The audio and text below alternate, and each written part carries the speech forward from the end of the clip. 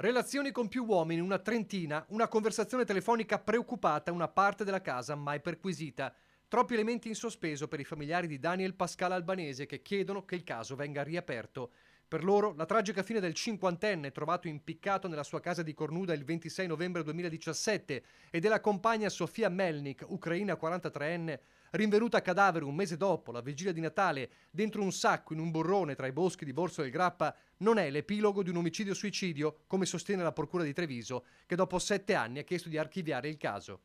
I parenti del cinquantenne, assistiti dagli avvocati Chiara Rinaldi e Antonio Petroncini del Foro di Bologna, chiedono di accertare se invece non si sia trattato di un duplice omicidio con un assassino ancora in libertà. Una richiesta formale nella quale indicano alcuni testimoni da sentire e chiedono di rivalutare alcuni accertamenti medico-legali che non sarebbero stati compiuti correttamente. In particolare è emerso che la donna aveva relazioni con più uomini contemporaneamente, una trentina, utilizzando differenti identità e pseudonimi.